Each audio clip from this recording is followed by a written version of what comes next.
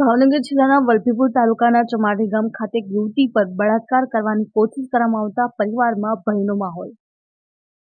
મળતી માહિતી મુજબ ભાવનગર જિલ્લાના વલભીપુર તાલુકાના ચમાડી ગામ ખાતે વાડી વિસ્તારમાં રહેતા પરિવારની દીકરી એકલી હોય અને રસોઈ બનાવતી હોય એ સમયે ગામમાં જ રહેતા દિનેશભાઈ વાઘેલા નામના વ્યક્તિએ યુવતીને એકલી જોઈ તેને પકડી તેના શરીર સાથે અડપલા કરી તેની સાથે બળાત્કાર કરવાની કોશિશ કરી, પરંતુ તે સમયે ગામમાં રહેતા ભોળાભાઈ વાઘેલા ત્યાંથી પસાર થતા બળજબરી કરનાર દિનેશ ત્યાંથી યુવતીને મૂકી ત્યાંથી ભાગી ગયેલ। જ્યારે યુવતીએ ઘરમાં પોતાની સાથે થયેલ બનાવ અંગેની વાત કરતા યુવતીના માતા પિતા સહિત પરિવારો અને સમાજના લોકો એકત્રિત થયા હતા। આવું કૃત્ય કરનાર દિનેશભાઈ વાઘેલા વિરુદ્ધ વલભીપુર પોલીસ સ્ટેશનમાં ફરિયાદ કરી પરિવારના તેમજ સમાજના લોકોના કહેવા પ્રમાણે આરોપી દ્વારા વારંવાર ધમકી અને સમાધાન કરી લેવાનું દબાણ કરવામાં આવે છે। ત્યારે આરોપી માથાભારે હોય અને યુવતી ઘરે એકલી હોય, એના જીવનું જોખમ હોય તેને લઈને આરોપી જલ્દીથી જલ્દી પકડી આરોપી પર કડક કાર્યવાહી થાય તેવી માંગ સાથે પરિવારના તેમજ સમાજના લોકો ન્યાય માટે આજરોજ ભાવનગરના એસપી સાહેબને આવેદનપત્ર પાઠવવામાં આવ્યું હતું।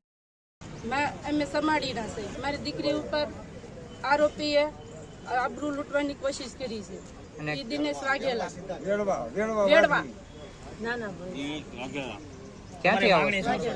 માંગણી છે અમારે, એમને નહીં આપો મારી છોકરીની। અમે કોઈ હાજરમાં નતા અને આ લોકો ઓશિતાનો આવીને મારી છોકરી હારે બલાત્કાર કરવાનું કોશિશ કરી, તો અમારા ભાઈ ઘારે છે આ તો જેમ તેમ કરીને મારી છોકરીએ છોડ્યા। પછી બીજા લોકો આવ્યા ને એને જેમ તેમ કરીને એને કાઢવીને તગડી મૂક્યો।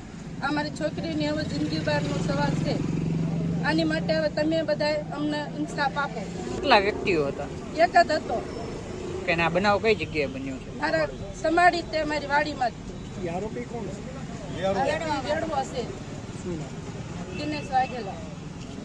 તમે કોને રજૂઆત કરવા આવ્યા છો ને તમારી માંગણી શું છે? એને કડીની કડા સજા આપજો, એને આવી રીતે અમને ઇન્સાફ અપાવજો। આવી રીતે કોઈ દી